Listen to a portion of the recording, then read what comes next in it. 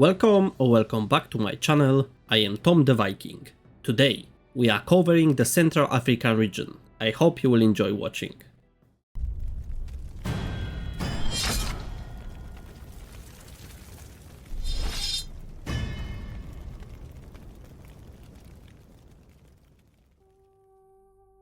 Before we begin, I want to mention that I won't be repeating the rules and scoring system in this video, to keep things short and on point. If you missed the first episode, where everything is explained in detail, I've pinned the video in the top right corner for you to check out. Today we begin with Kasa County, located deep in the Malian Kingdom, within the Cabo Duchy. At the 867 star date, Kasa offers 4 baronies, which earns it 3 points in my baronies category. A decent start, though not exceptional. Where Kasa faces its first real challenge is in its development level, starting at just 2, which is considered quite low and will demand patience early on. You will need to invest heavily in development growth if you want Kasa to thrive, especially in the early generations. But it's not all struggle, quite the opposite. Kasa's position in forest terrain offers natural defenses and boosts, and more importantly, it houses a special building, the Grand Temple, which gives it a significant advantage and adds 2 precious points to its score. As for culture, the male culture present in Kasa might not be the most dominant or powerful in the region, but if you decide to stick with it and develop its traditions, you can carve out a unique and prosperous realm. With its strategic location, unique building, and cultural potential, Kasa is definitely a county worth considering if you are looking for a rewarding challenge in Central Africa. Coming in at number 9 is Bornu County, a location that may seem modest at first glance, but hides some impressive strategic advantages. Starting with 3 baronies, Bornu earns 2 points in the baronies category, which might not catch your attention right away, but don't underestimate it. The true strength of Bornu lies in its terrain. Every single barony here is situated on floodplains, which is quite rare and extremely precious. This alone earns Bornu 5 points in the land type category, and an extra 2.5 points for the land type of baronies, making it one of the most terrain advantaged counties on this list. While Bornu's initial development is indeed low, the floodplains offer faster development growth, allowing your county to quickly overcome early setbacks and flourish over time. Additionally, the land richness sits at only 3, which might sound unimpressive, but in reality, it acts as a natural defense against raiders, since they will only ignore it for more lucrative targets. Culturally, Bornu benefits from the Sao culture, adding 1.5 points, with the surrounding geography contributing a small yet precious 0.25 bonus. Bornu's powerful terrain, cultural foundation, and defensive perks make it an excellent underdog pick for players seeking a rewarding long-term campaign in Central Africa. Moving to the northern edge of Central Africa, we arrive at the often overlooked yet fascinating Wadan County, nestled within the Niani Kingdom. Unless you are a dedicated fan of African campaigns, chances are Wadan might not ring any bells for you, but it should. Historically, Wadan was an important oasis town on the fringes of the Sahara, serving as a vital stop along the trans-Saharan trade routes. Merchants traveling through these harsh desert lands would seek refuge here, making it a cultural and economic crossroads between North and Sub-Saharan Africa. In game terms, Wadan starts with 4 baronies, a solid foundation that earns it 3 points in the baronies category. But its true strength lies in its location, the oasis terrain, granting it an impressive 4 points, as it provides rare fertility and safety in an otherwise harsh environment. Additionally, the Bure culture adds 0.25 points in the geography category, giving Wadan a slight edge in regional influence, even if it's not the dominant culture. What truly elevates Wadan is the presence of the Grand Temple, adding 2 more points to its score. This not only boosts your early economy, but also ties into Wadan's historical role as a religious and scholarly hub in the Sahara. When combined, these factors make Wadan a strategic gem for players seeking a challenging yet rewarding start on the edge of the desert, blending trade, faith, and survival into a unique gameplay experience. Next up is Yao County, another hidden treasure within the Kanem-Bornu kingdom. located right in the heart of the Central Africa. Kanem-Bornu was one of the longest lasting and most powerful empires in African history, dominating the Sahel region for centuries thanks to its control over key trade routes and fertile lands. Yao perfectly embodies this legacy.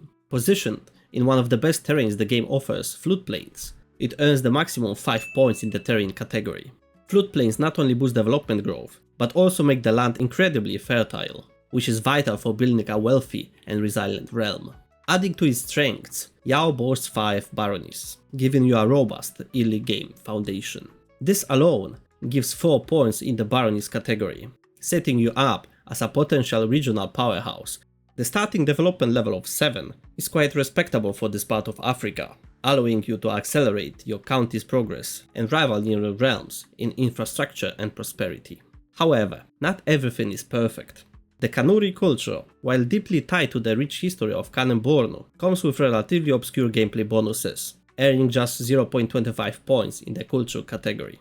One more detail to note: while the capital barony and one other are blessed with floodplains, the remaining 3 baronies are located in drylands, slightly lowering the county's overall appeal in the land type of baronies category, scoring 2 points. But despite these small drawbacks, Yao's historical significance, fertile lands, and strong starting position make it a county with immense potential, perfect for players looking to recreate the glory of the Kanem-Bornu Empire and dominate the Sahel. Securing 6th place on our list is Awkar, and I'll give you 3 seconds to guess where it's located. If you said Kanem-Bornu Kingdom, you are absolutely right. Awkar is yet another jewel in this mighty empire, and it comes with some impressive advantages. First off, Awkar starts with 5 baronies, which earns 4 points in the baronies category, giving you a solid early game presence. Even more exciting is its starting development level of 10, one of the highest in the entire Central African region. This allows you to quickly advance infrastructure, grow your economy, and assert dominance over your neighbors. However, Awkar does have a minor flaw. Its terrain is in drylands, which only score 1 point in the terrain category, quite a contrast to the highly desirable floodplains we've seen in other counties.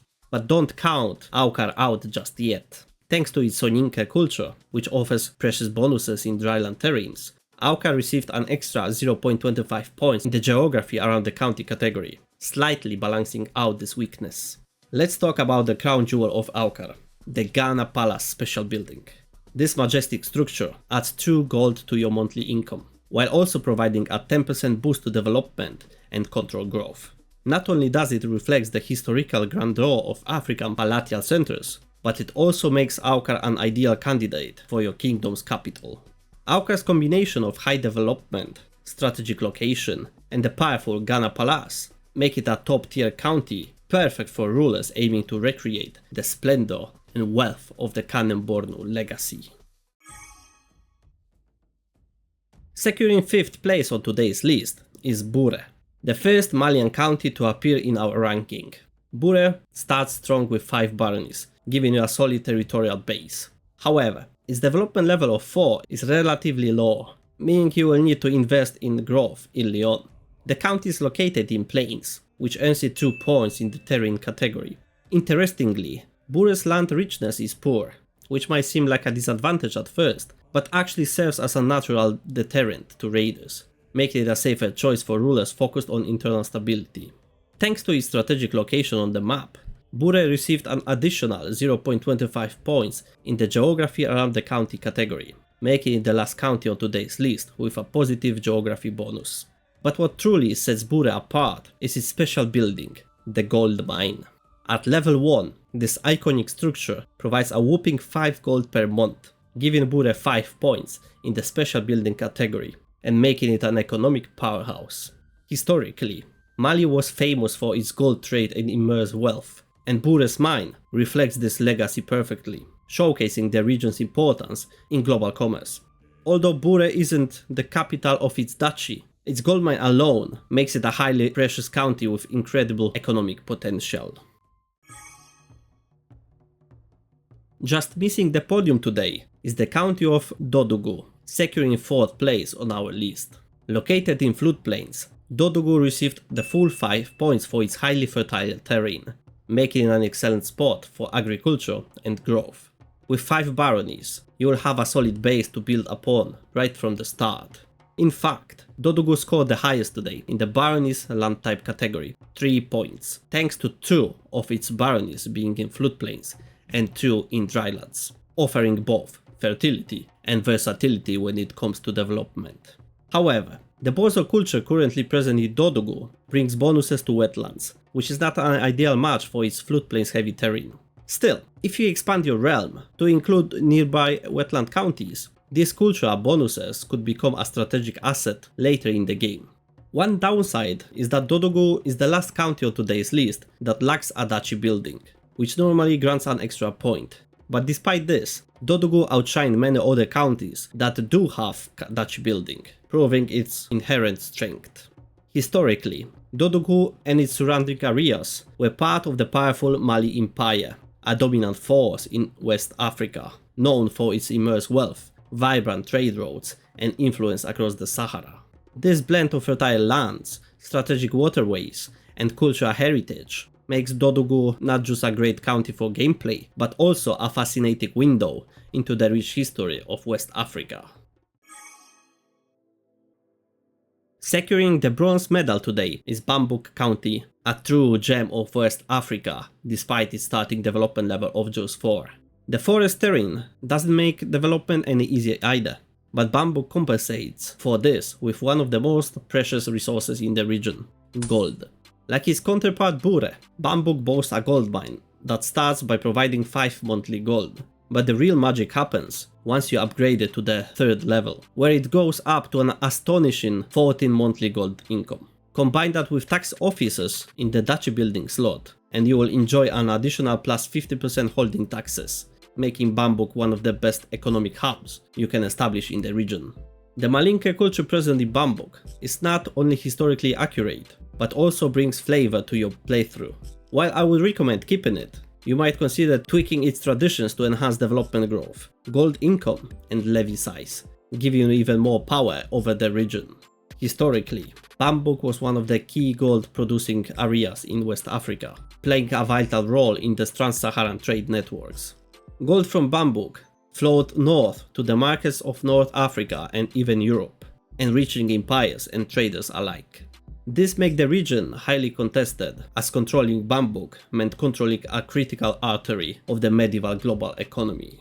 The Malinke people, speakers of the Mande languages, were instrumental in managing these trade networks, while also leaving behind a rich cultural and linguistic legacy, still visible today.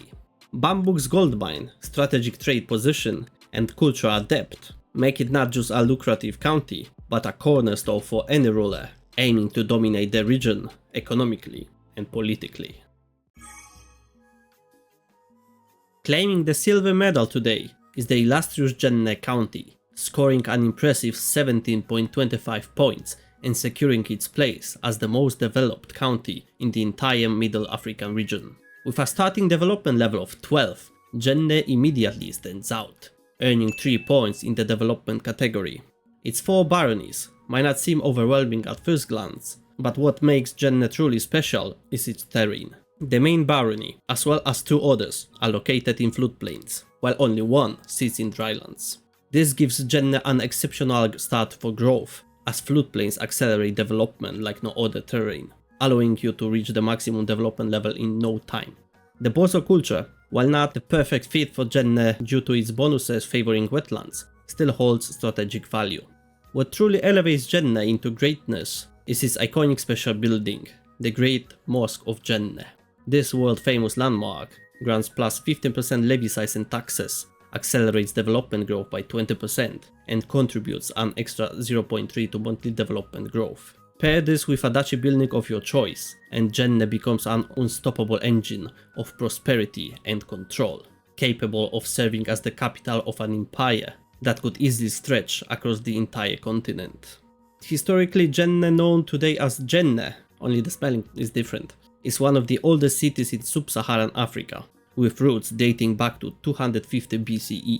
During the golden age of Mali Empire, Jenne thrived as a hub of trans-Saharan trade, connecting the markets of North Africa to the rich forests of West Africa through the fertile floodplains of the inland Niger Delta. Its agricultural wealth, combined with its status as center for Islamic scholarship and culture, made it a beacon of civilization in the region. The Great Mosque of Jenne, constructed in the 13th century, is not only a UNESCO World Heritage Site, but also an architectural masterpiece of a Sudan or Sahelian style, symbolizing the city's enduring spiritual and cultural influence. In Crusader Kings 3, Jenne's historical wealth, cultural legacy, and perfect terrain make it one of the most rewarding counties to build your African empire around. And finally, claiming the gold medal today is none other than Niani County, undoubtedly one of the richest and most powerful counties in the entire game. At first, you might be put off by its mod starting development level of 4, but don't let that fool you. Niani hides an extraordinary potential beneath the surface. In fact, its total land richness of 24 is the highest in the entire region, and that's just the beginning. While Niani starts with 3 baronies in hills and only 1 in floodplains, these still contribute an additional 2.75 points in the baronies land type category, showing that the county is more balanced than it seems. And thanks to its floodplain terrain, reaching the maximum development cap will be surprisingly easy, allowing you to flood your coffers with gold as your economy grows. Although the Malinke culture might not offer the best bonuses on paper, Niani more than makes up for this with not 1, but 2 incredible special buildings. First, the Grand Temple, boosting religious authority and income, and second, the crown jewel, the Malian gold mine. Both buildings combined already grants 6 gold per month at level 1. By adding a duchy building, you can transform Niani into an unstoppable economy engine, capable of funding an army 2 or even 3 times larger than any of your rival in the region. Historically, Niani was the heart of the mighty Mali Empire, founded by the legendary Sundiata Keita in the 13th century. It served as the empire's capital, reaching its golden age during the reign of the legendary Mansa Musa, whose famous pilgrimage to Mecca put Mali on the world map as one of the wealthiest empires of its time. Strategically perched on the Sankarina River, Niani controlled key trade routes for gold, salt, and slaves, becoming a thriving center of commerce, culture, and religion. In Crusader Kings 3, Niani's blend of history, wealth, and strategic location make it a dream capital for any ambitious player looking to dominate Africa and beyond. That's all for today's episode. If you enjoyed this video, don't forget to leave a like, comment, and subscribe to my channel so you don't miss future videos. In the next video, we are going to cover the East African region. Which county do you think scored the first place? Share your thoughts in the comments below. May Odin watch over you. Skål!